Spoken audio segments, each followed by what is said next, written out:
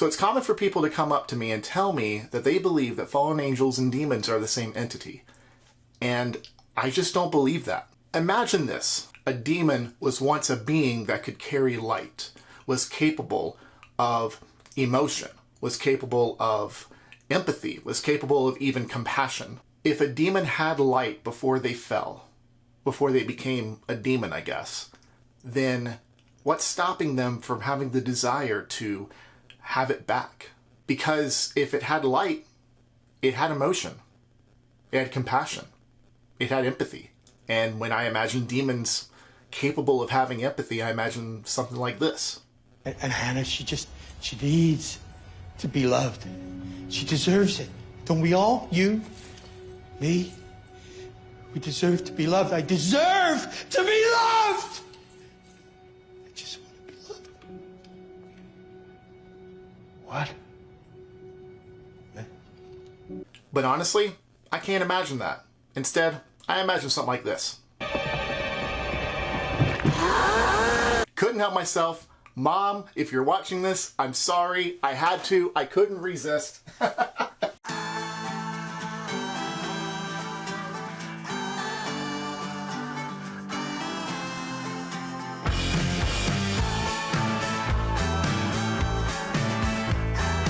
What is going on, everybody? This is Israel, also known as Izzy-centric on social media, and today we are talking about fallen angels and demons and the difference between the two. I'm not going to get into it incredibly deep in this episode. This is probably going to be broken up in 2 or 3 parts, at least from a few different perspectives. When I study demonology, I tend to see Hollywood as muddying up the waters. Sometimes in movies and television, demons will have angelic features, or sometimes fallen angels will have demonic features. It's just honestly a headache. Entertaining, but a headache. It's just one of those small things that get on my nerves. For example, case in point, look at fallen angel Demon Granny.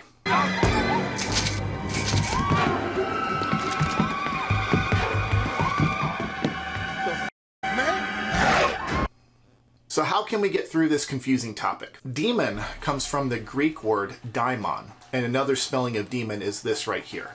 Now, demons in Greek mythology were known as benevolent beings, and these beings were, sure, they were capable of performing evil acts, but they didn't look evil. They didn't have horns or a tail or anything. They didn't growl or hiss. They were beings of light. They were gods, essentially, which would make them benevolent beings instead, which would actually put us back at square one. Now, some of you are getting ahead of me a little bit.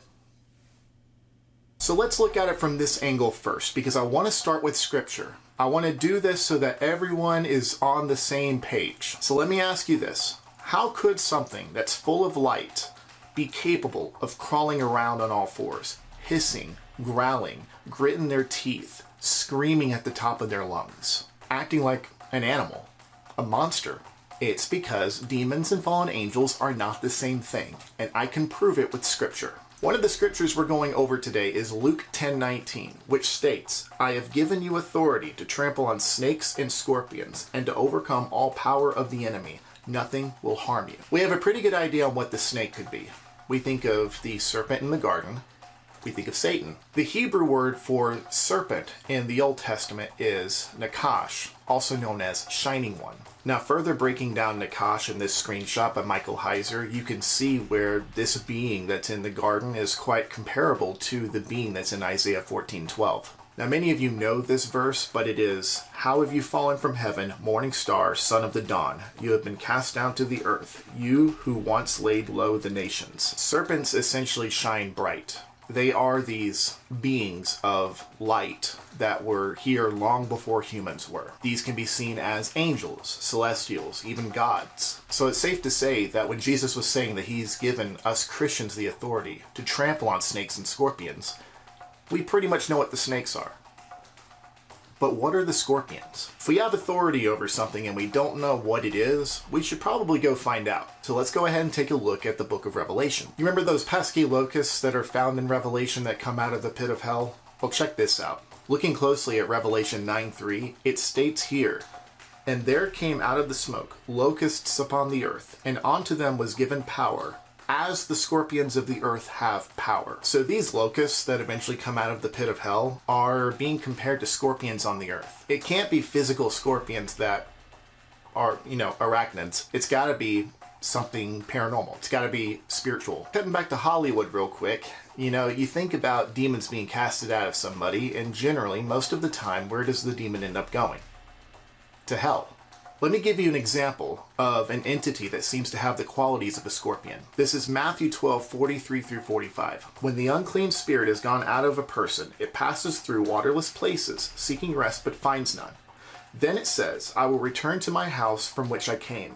And when it comes, it finds the house empty, swept, and put in order. Then it goes and brings with it 7 other spirits more evil than itself, and they enter and dwell there. And the last state of that person is worse than the first. So also will it be with this evil generation. What's interesting in Matthew chapter 12 is that it's not mentioning this unclean spirit going to hell.